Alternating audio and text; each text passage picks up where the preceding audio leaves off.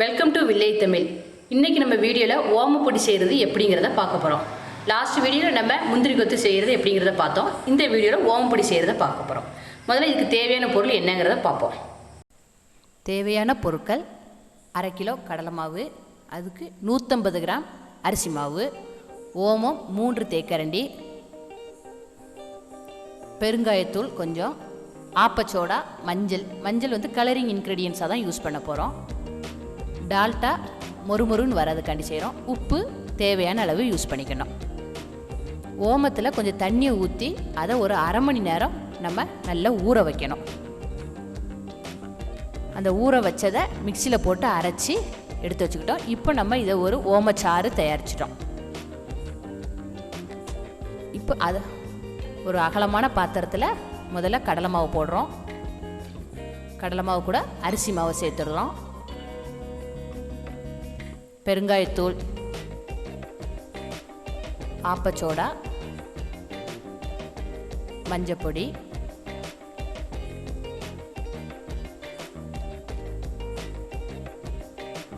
உப்பு அவங்கவுங்க தேவைக்கேற்ப உப்பு போட்டுக்கோங்க.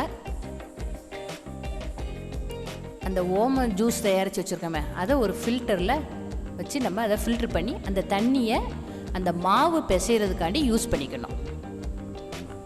சப்பாத்தி மாவு பிசைகிற மாதிரி தான் பிசையணும்.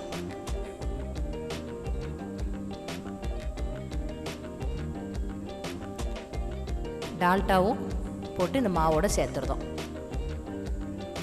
இது சேர்க்கறதுனால அந்த ஓமப்பொடி வந்து ஒரு கிறிஸ்பியாக நல்ல மொறு நல்லாயிருக்கும். அந்த ஓம ஜூஸை ஃபில்ட்ரு பண்ணி வச்சுருக்கத கொஞ்சம் கொஞ்சமாக ஊற்றி மிக்ஸ் பண்ணி சேர்க்குறோம்.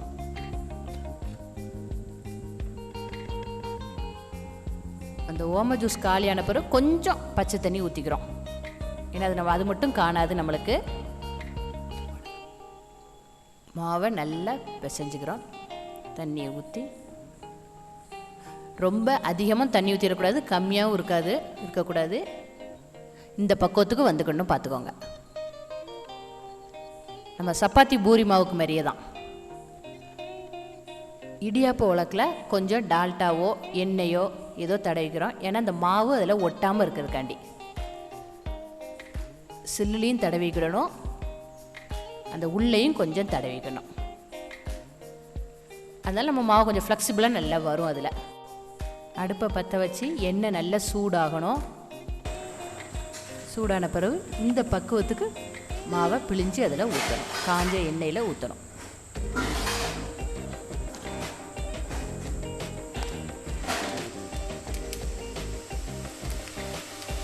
நல்லா சுற்றி ஊற்றணும். அப்போ தான் கொஞ்சம் வேகிறதுக்கு ஈஸியாக இருக்கும்.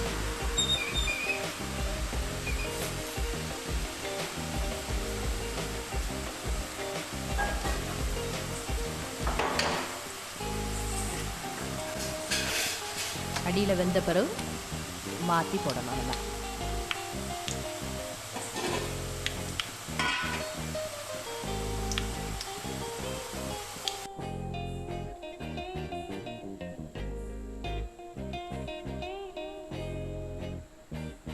நல்லா வெந்துருச்சு. 2 சைடும்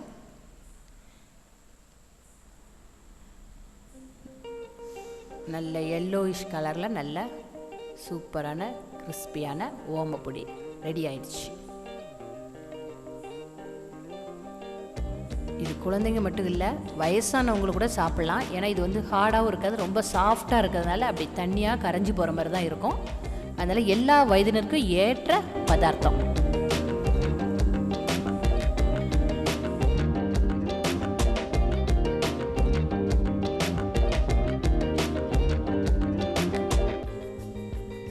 கடையில் வாங்க வேண்டாங்க. இந்த தீபாவளிக்கு நீங்கள் கண்டிப்பாக உங்கள் வீட்டில் இந்த மொறுமொறுவான ஓமப்பொடி செஞ்சு உங்கள் குழந்தைகளுக்கு கண்டிப்பாக கொடுங்க.